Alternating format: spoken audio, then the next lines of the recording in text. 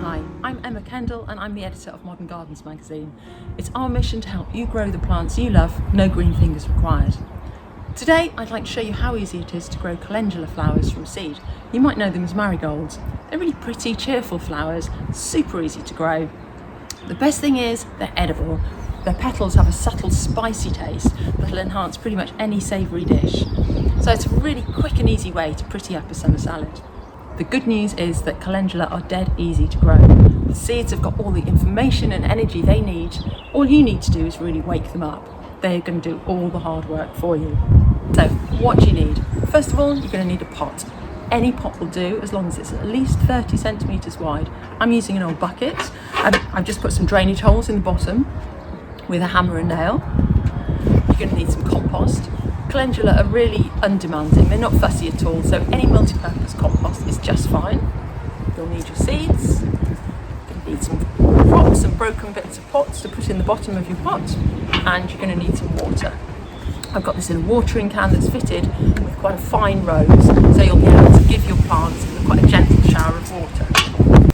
First things first, pop the crocks in the bottom of the pot. Now their job is simply to stop these drainage holes from getting clogged with the compost, and tip in the compost. Now you want to fill your pot up nearly but not all the way to the top, and that's because you just want to make it easy for yourself to water in the summer, and if you leave yourself a few centimetres at the top then water won't spill over the top. Give the sides of the pot a good tap, just gets rid of any air pockets in the compost, makes it easy for these seeds to grow their little roots down. And you don't want to squash the compost down, but just level the top. Tear off the top of your packet. Just going to tip about half into the palm of my hand, and you can see that these seeds are quite big, so they're really easy to pick up. And just pop these on the surface of the compost.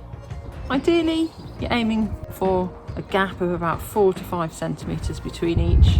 Don't worry if you don't quite make that. Okay, and then sprinkle some compost on top. Now, you can pinch the kitchen sieve to do this if you like, but just make sure you get rid of any big lumps. So I'm just using my fingers, my hands to rub through any lumps. Just enough to block the sunlight, but still hold the moisture around the seeds. And then last thing is to water them.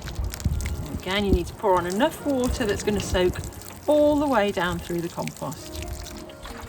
And that's it, job done. Then all you need to do is to keep your plants watered. Check them every day, and if the compost isn't moist, give it a water. It's really easy to tell because dry compost is going to be a lighter brown colour. Now all your seeds need to grow is some warmth and sunshine, so pop your pot in a sunny spot and in 5 to 10 days you should see the plants starting to grow.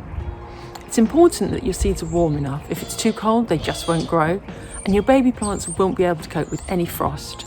So make sure that the spot you choose for them is frost free. If there's any danger of frost in your garden, then your best bet is just to wait a few weeks before you sow the seeds. Alternatively, grow them in a greenhouse or a sunny conservatory. In 7 to 8 weeks, you'll have a pot full of pretty calendula blooms. They're a joy to look at, but don't forget they taste great too. Try mixing a few petals into cream cheese to make a tasty dip, or, my favourite, float a flower head in a glass of Prosecco and toast a job well done.